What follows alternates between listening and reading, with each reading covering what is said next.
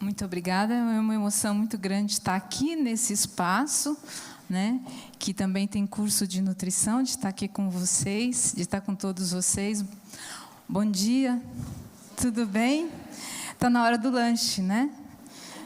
Respirem fundo, nós vamos conversar um pouquinho sobre alguma coisa que tem a ver com esse espaço, né, com a hora do lanche. Pare de brincar e venha comer. Não existe frase pior, né? Acho que a gente escutou tantas vezes.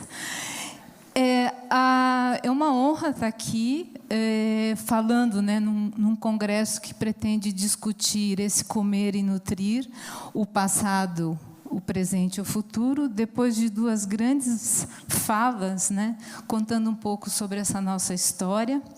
E eu queria só resgatar um pouquinho, eu não vou falar do passado, vou tentar não fazer isso, apesar de ser esse meu tema sempre de interesse para falar sobre a história da nutrição, mas de reconhecer que a nossa história é muito pequena, é muito recente. Quando a gente falar mesmo do início da ciência da nutrição, a gente está falando de 300 anos. E o homem come, acho que alguns milhões de anos. Né? Então, assim, enquanto ciência, nós temos muito ainda que aprender sobre essa história que, na verdade, é muito anterior à própria história da ciência. Falar, então, da comida e da nutrição, que é o nosso momento aqui de hoje, né, das questões da atualidade, e trazer o tema que me mobiliza, né, que é a educação alimentar e nutricional, principalmente pensando não só da questão da realidade dos desafios, mas pensando que esses desafios é a oportunidade de todos vocês. Né? Sou professora já há um determinado tempo, dei aula para muitos daqui e principalmente para muitos dos professores de vocês, para quem está aí no processo de formação. E eu acho que nós temos uma responsabilidade muito grande de sermos, né, nutricionistas e construirmos esse nosso espaço de sermos educadores em alimentação e nutrição. A Mari comentou assim, na minha época era educação nutricional. A disciplina que eu estou trabalhando agora chama intervenções educativas. E essa opção, eu acho que tem a ver um pouco por tudo que a gente tem conversado aqui. Como a Lígia comentou, a questão da cultura e a própria antropologia, a sociologia, às vezes ela tenta entender o que está acontecendo. E o nutricionista é aquele que intervém, é aquele que planeja alguma coisa para atuar junto com essa pessoa, com essa sociedade. Então, acho que assim, acho que uma das diferenças, e principalmente quando a gente fala dos aspectos emocionais e sociológicos, é que quando a gente está falando do campo da saúde, a existência até da própria carreira, do curso de nutrição ou do nutricionista, ele foi e é criado para estar num lugar visando a modificação de um determinado cenário, de um determinado espaço, né, de um determinado conjunto de pessoas e de indivíduos. E eu acho que isso é importante a gente refletir. Vocês sabem também que, né, para quem me conhece, uma outra questão que me mobiliza é o direito humano à alimentação adequada, e eu vou sentir muito não estar participando com vocês hoje de todas as atividades, porque nós estamos em plena organização da Conferência Municipal de Segurança Alimentar e Nutricional, no qual eu estou também tentando fazer com que essas ações políticas, ou que as políticas existentes, possam, sim, colaborar não só com a nossa formação, com a nossa atuação profissional, mas também de ajudar a promoção da saúde das pessoas. Né? Então, estou muito feliz aqui de estar falando sobre isso. A minha ideia é de trabalhar com essa temática na perspectiva do que eu estou falando para vocês, que é o que me mobiliza nesse momento, né, como docente de um curso de nutrição, como uma pessoa que representa também a Associação Brasileira de Ensino em Nutrição, que olha não só para a formação de nutricionistas, mas daqueles que estudam nutrição durante a graduação. das inúmeras vagas que são abertas a todo ano para ingresso em cursos de bacharel em nutrição, muitos se formam, e desses que se formam, muitos não se tornam nutricionistas. Então, desses 140 mil, né, que nós estamos falando aqui, que seria da carreira da nutrição, nós temos muitos egressos de cursos que não estão regulamentados por desenvolverem atividades em outros campos, ou por ser uma segunda graduação, ou por ser um interesse individual, ou porque realmente não querem exercer a carreira, a profissão que está aí regulamentada. Então, nessa perspectiva do que a gente vem discutindo em nível de Brasil, sobre o que é esse espaço de formação do nutricionista, mas também na formação de pessoas. Então, o ensino superior, ele não pretende só formar técnicos, também tem como objetivo a formação de pessoas. Então, eu acho que, só para deixar muito claro esse nosso olhar sobre esse processo, quando a gente está falando do ensino em ser um nutricionista que vai trabalhar com a educação alimentar e nutricional, a gente não pode esquecer que a gente está formando pessoas. Então, eu fiz aqui um resuminho do que eu pretendo, dos temáticos aqui, das temáticas que a gente vai trabalhar, o campo da alimentação e nutrição. Deixa eu ver se eu acho aqui. Dá para ver, né? O campo da alimentação e nutrição, a questão dos educadores, os pilares da educação para o século XXI, metodologias ativas, a Cíntia falou um pouquinho aí sobre os soft skills, eutagogia e alguns desafios, e mais que desafios, oportunidades. O campo da alimentação e nutrição tem sido colocado por muitos autores e pesquisadores exatamente por essas questões ligadas à cultura, né? Que a alimentação teria essa fortaleza que traz os aspectos sociais e antropológicos, e que a nutrição, como campo de científico, ele ainda não desenvolve. Então, a ideia da gente ter um campo, né, de alimentação... Sumiu. Está aqui. De alimentação e nutrição, é porque nós teríamos já um capital científico, principalmente na questão da alimentação. A gente tem cursos, né, então a gente forma profissionais para atuarem com essa perspectiva, tem revistas, tem publicações, tem congressos. Então, falar de alimentação e nutrição não é algo extremamente... inicial, a gente já tem uma consistência para pensar que existe esse campo.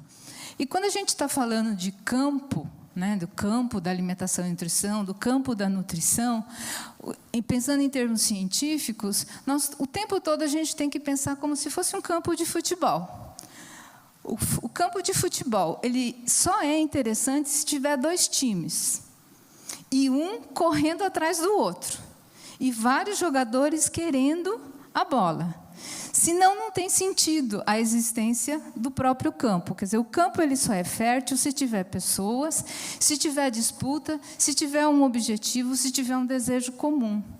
E eu acho que isso é muito interessante da gente pensar como o campo científico. O que é essa nutrição? São essas disputas que vão... Por isso que nós vamos mudando.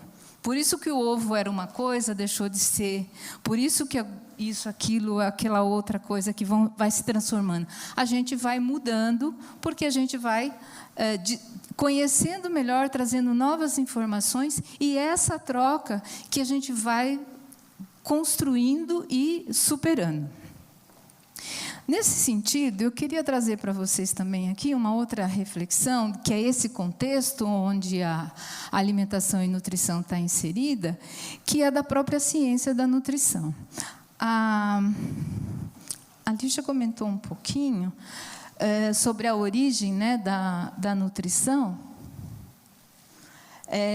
que é muito relacionada a esse campo inicial, né, da fisiologia, né, dessa descoberta dos nutrientes, da função orgânica, e ela é muito pautada na questão dos indivíduos. Outras ciências também olham para esse indivíduo, né, para essa pessoa, ou essa gente, que come, que nutre, que se nutre, que faz escolha, que tem um impacto. Então, esse olhar é de um olhar, de uma dimensão da ciência da nutrição, que é o olhar sobre o indivíduo.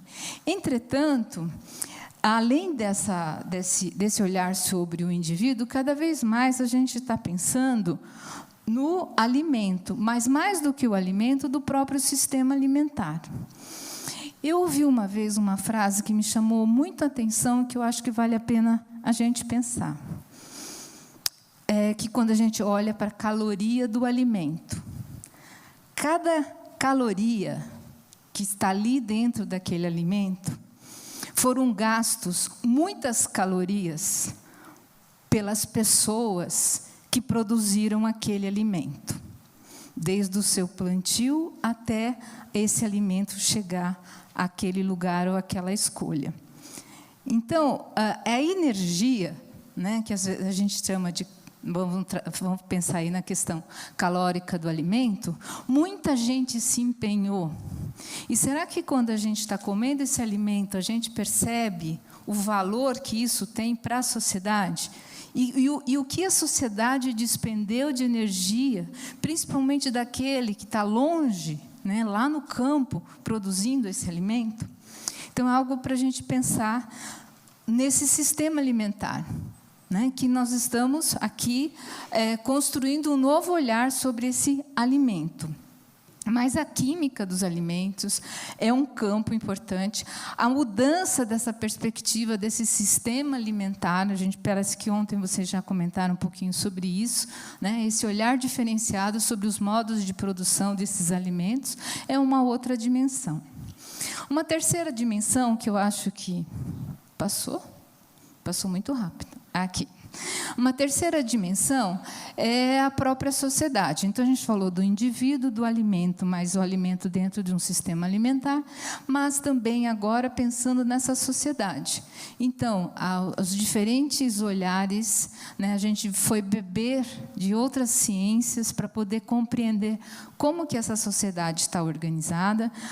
Já foi falado aqui um pouquinho sobre a questão da participação, né, da necessidade das políticas sociais, da própria atuação política, da alimentação como ato político, mas a gente não pode esquecer também das questões éticas que perpassam esse campo aqui da sociedade, que é o relacionamento entre as pessoas, que é o relacionamento da ciência da nutrição e com a sociedade.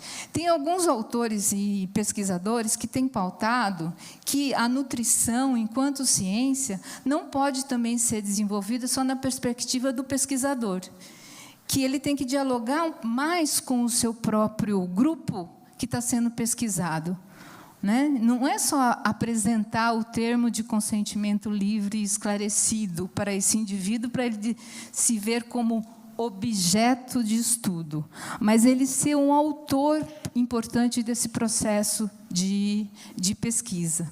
Então, mudando muito essa relação, né, da sociedade com várias questões aqui relacionadas à alimentação. O último aspecto, a gente está aí em pleno ano para discutir o desenvolvimento sustentável, avançando mais nas questões da sustentabilidade. Não dá para a gente pensar que a gente vive nesse planeta. As questões alimentares e nutricionais, elas estão mais do que nacionais, locais, regionais e internacionais. Elas são transnacionais, elas pertencem a todos, né, e a diferentes países. Cada vez mais a gente está vendo e conseguindo identificar que o que a gente come aqui depende do que está acontecendo do outro lado do mundo, né, que a gente se relaciona com tudo isso, e isso define a nossa alimentação. Então, esse contexto da dimensão da nutrição enquanto ciência faz com que a gente perceba que existe várias... uma questão complexa de definir o que é isso, que nutrição é essa, do que a gente está falando. Então, pensando aqui, né, nessa complexidade, eu estou falando do indivíduo, eu estou falando do sistema alimentar, da sociedade e do planeta. Então, é dentro desse contexto que a gente vai olhar para esse processo, né, dos educadores em alimentação e nutrição. Quem são esses educadores em alimentação e nutrição?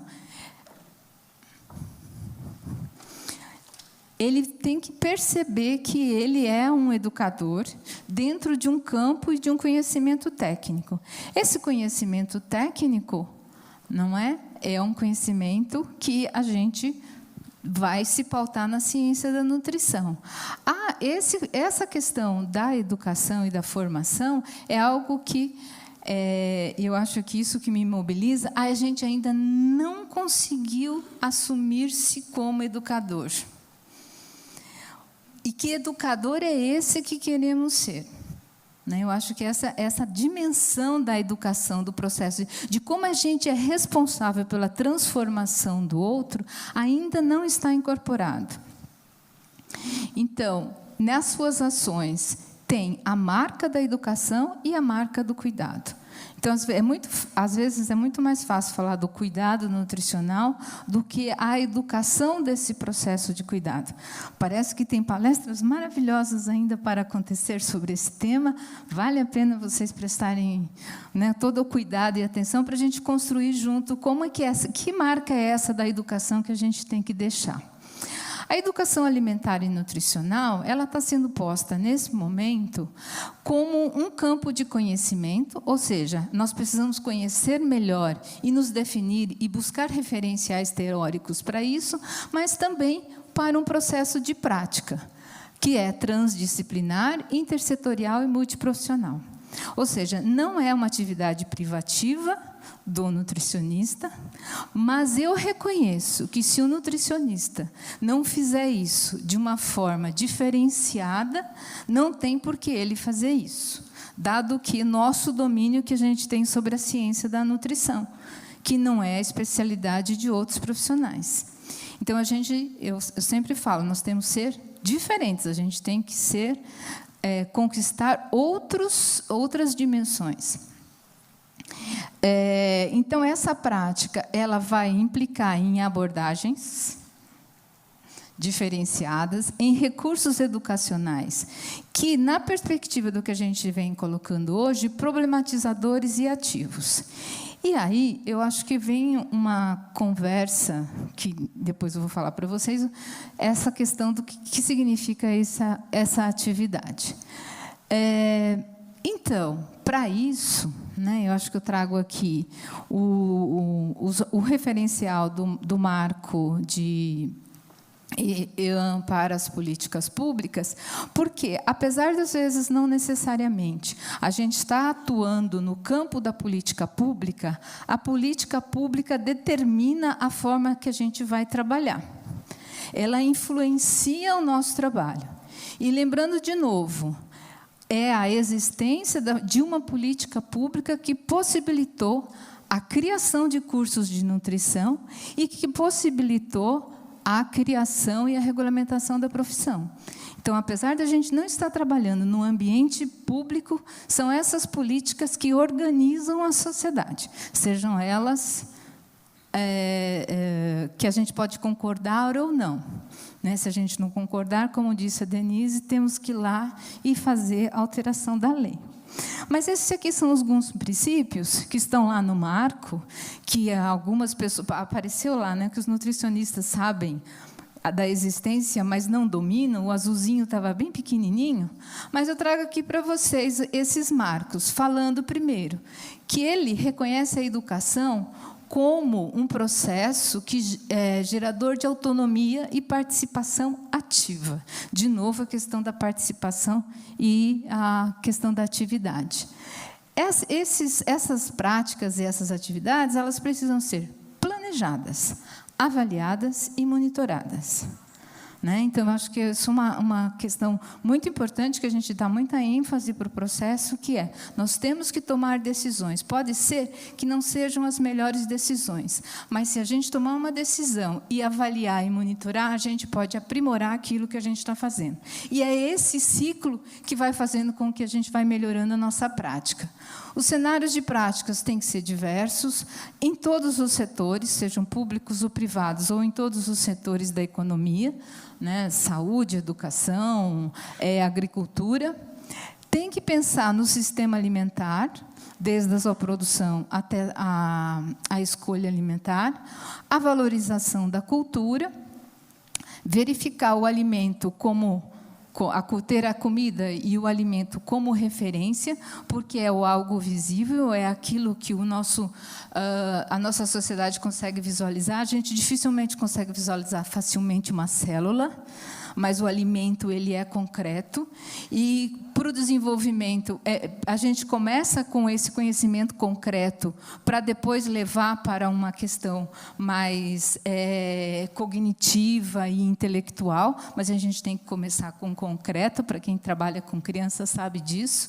Então, o alimento e a comida é algo concreto que a gente pode estar trabalhando, né? E deve valorizar. Aqui, então, a culinária como algo como uma abordagem, uma técnica que nos aproxima disso.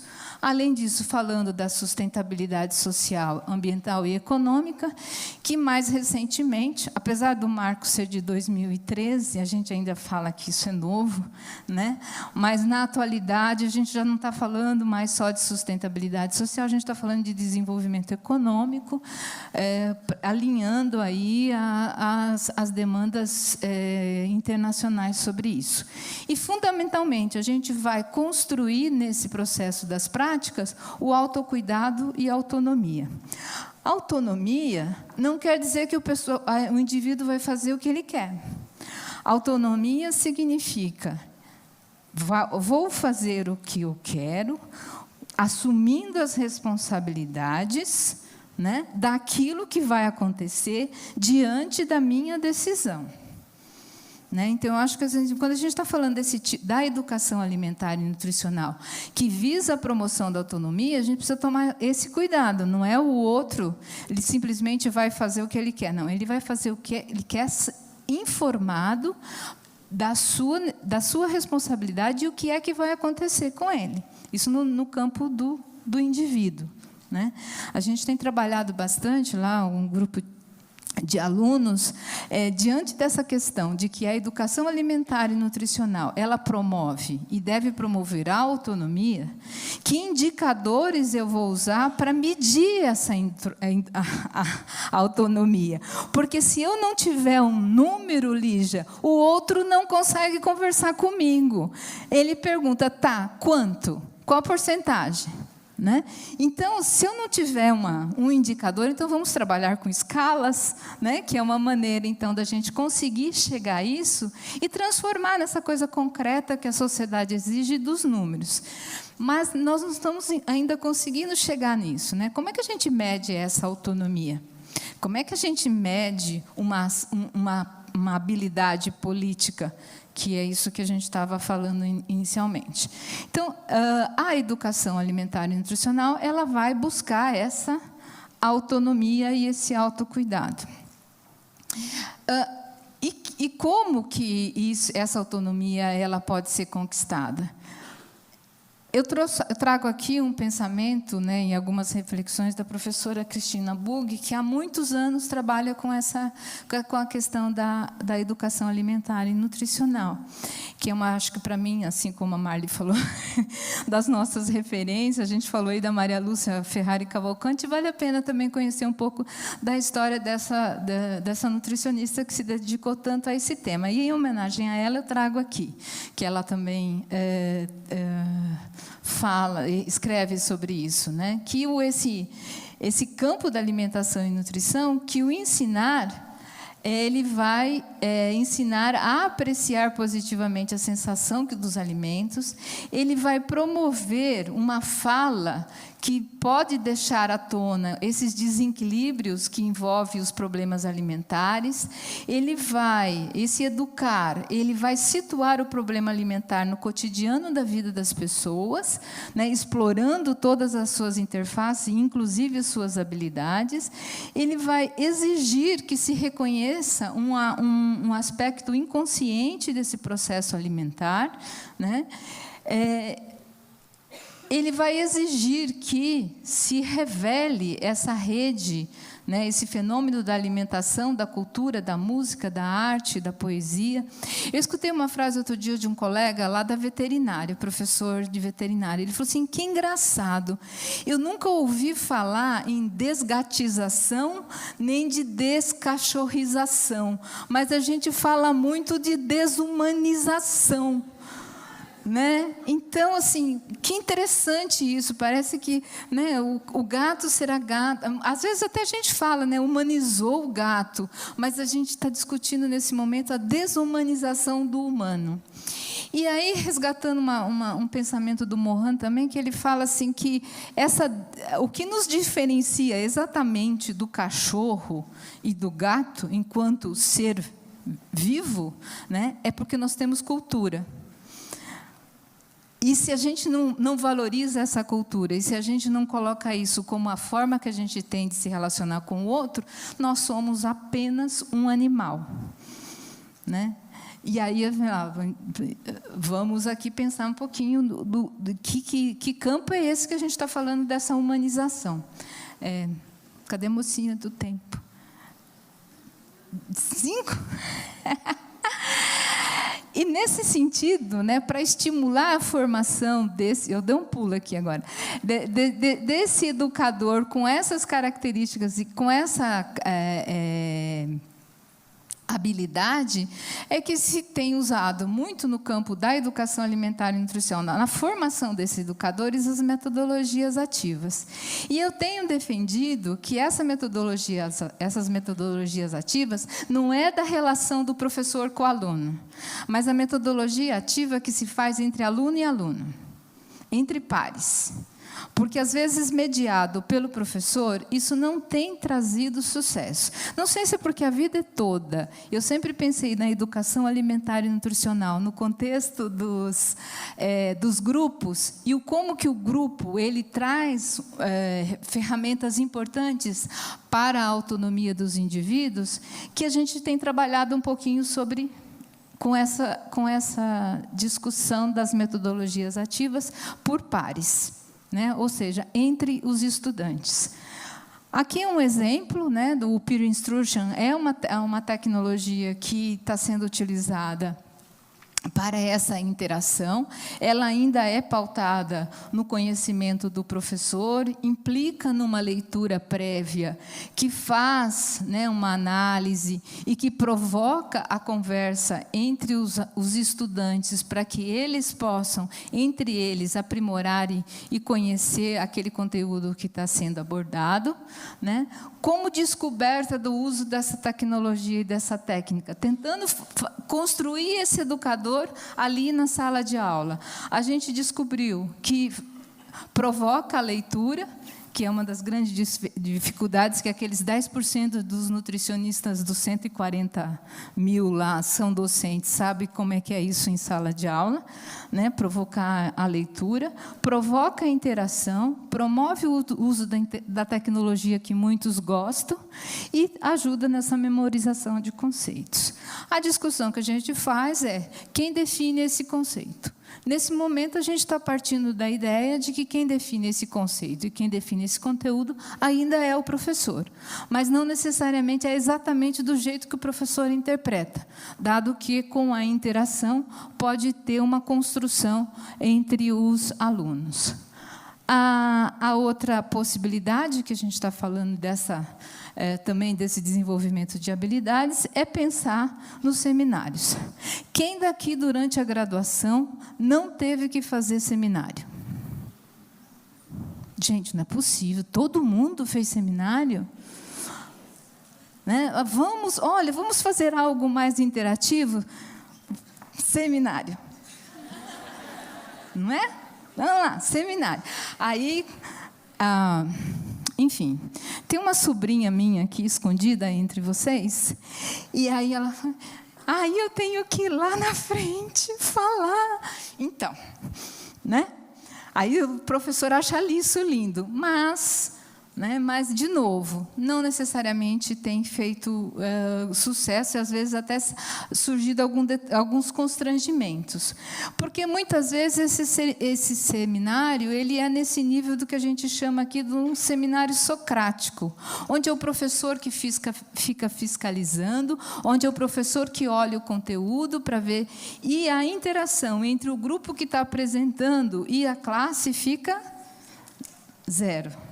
Essa é uma fala de professor, hein? Fica zero. E o que a gente quer?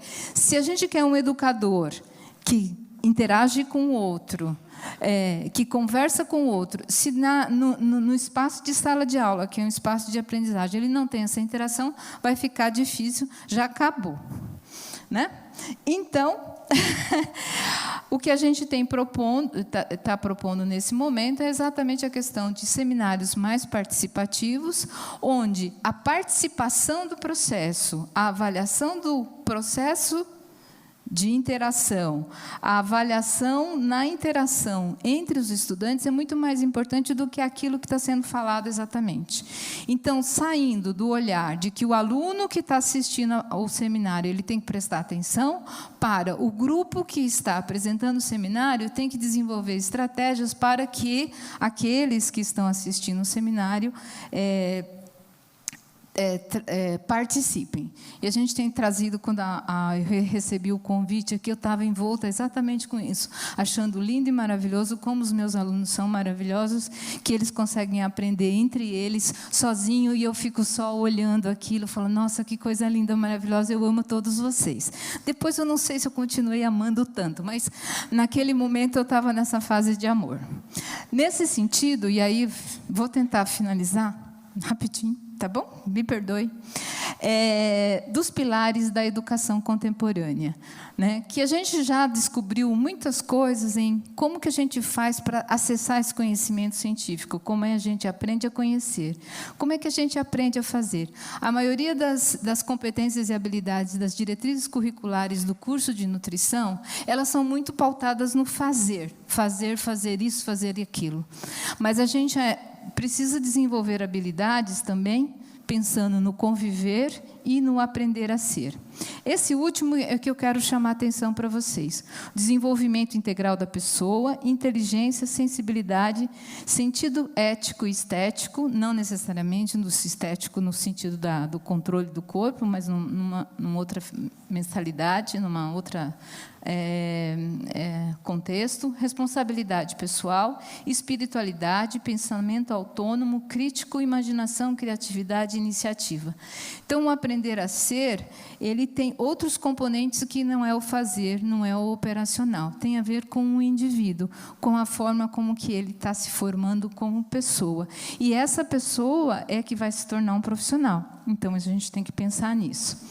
No mundo de hoje, onde a gente tem um ensino à distância acelerado, tanto nas universidades públicas quanto privadas, em que cursos de pós-graduação são oferecidos na modalidade à distância ou online, está exigindo que o aluno, e isso pode ser uma vantagem, acesse o conteúdo a qualquer hora, o discente ele é responsável por todo esse processo de formação, e o estudo de aprendizagem é autodeterminado. É o que a gente vem chamando de eutagogia, no sentido que assim, não existe mais a mediação do professor, não existe mais a interação entre o aluno, mas que isso vai ser construído pelo próprio indivíduo. Por quê?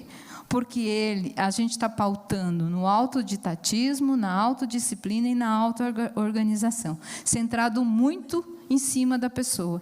E aí eu fico imaginando Como é que é a gente pegar uma criança de 17, 18 anos, colocar ela num ambiente onde ela vai ter que ter essa responsabilidade, essa capacidade, essa organização, essa disciplina e esse interesse para formar. Então, acho que a reflexão que eu queria falar para vocês, finalizando, é isso. Se durante todos esses espaços que a gente teve da educação nutricional, educação alimentar e nutricional, ou mesmo a intervenção educativa, a gente tem dificuldade de formar o educador com essas habilidades para poder conversar, e conversar no sentido não do diálogo, mas do dialógico de Paulo Freire, né? Significa uma pessoa que pensa diferente da gente e tem um olhar sobre o mundo totalmente diferente. Se a gente não está conseguindo fazer isso pessoalmente, presencialmente, como que a gente vai, que ferramentas a gente tem pela frente, né, que nós temos que construir, porque é uma realidade. São 2.800 cursos de nutrição que tem no Brasil à distância, de graduação, e já cadastrados no MEC, então a gente precisa dar conta desse novo desafio. Era isso. Obrigada.